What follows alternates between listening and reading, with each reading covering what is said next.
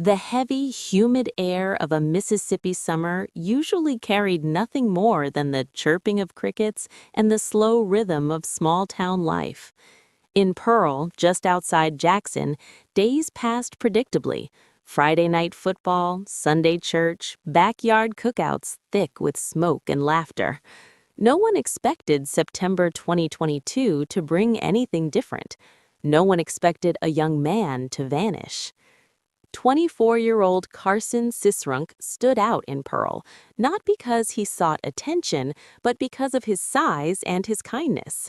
At 6'4", broad-shouldered and soft-spoken, people called him a gentle giant. He worked as a welder, never missed a shift, and lived for the outdoors. Hunting trips, fishing lines cast at dawn, fires crackling under the stars. Before Labor Day weekend, Carson mentioned casually to his mother, Darlene, that he was heading out. "Just for the weekend, Mom," he said, grabbing his keys. "I'm meeting a girl I've been talking to on Snapchat." Darlene raised an eyebrow. "You don't even know her like that?" "She seems nice," Carson replied with a shrug.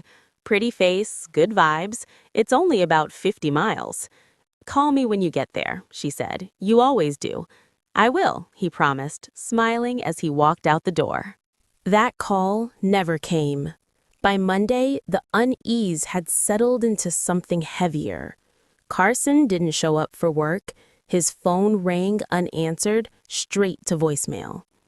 "This isn't like him," Darlene told his employer, her voice trembling. "He's never missed a day, never." When police became involved, leads were scarce, until a small detail surfaced. A single transaction on Carson's bank account had been made at a convenience store in New Hebron. Surveillance footage showed Carson alive, relaxed, stepping out of his Ford Raptor. A young woman sat in the passenger seat, waiting. That woman was Sierra Insco. When investigators located the truck days later, Sierra was leaning against it casually, as if it belonged to her. "Whose truck is this?" an officer asked.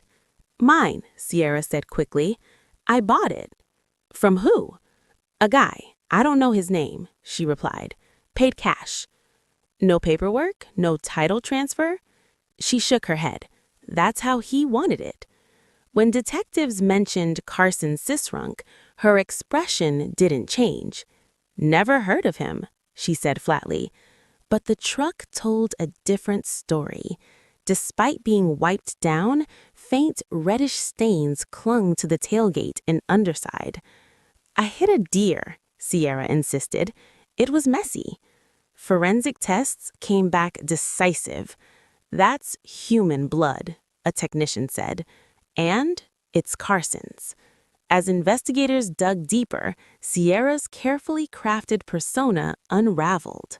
She lived behind digital masks, multiple social media accounts, multiple versions of herself. Friends came forward with disturbing stories.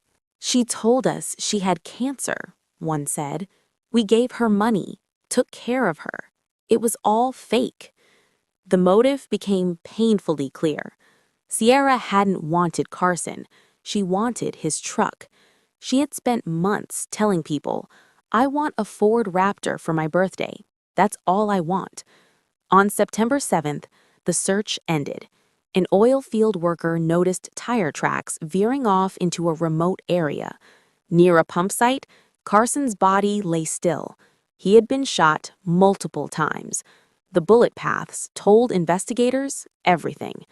"He was sitting on the tailgate," one detective said quietly. "Relaxed. He trusted her." Sierra ran, but manipulation had always been her weakness. Using a friend's phone, she messaged her mother. "I need help," she typed. Police traced the IP address.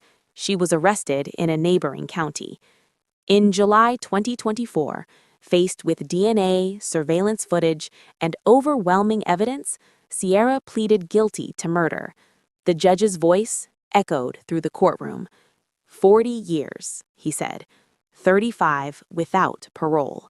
Carson's life, marked by kindness, loyalty, and quiet goodness, was taken for a truck. His story now stands as a grim warning.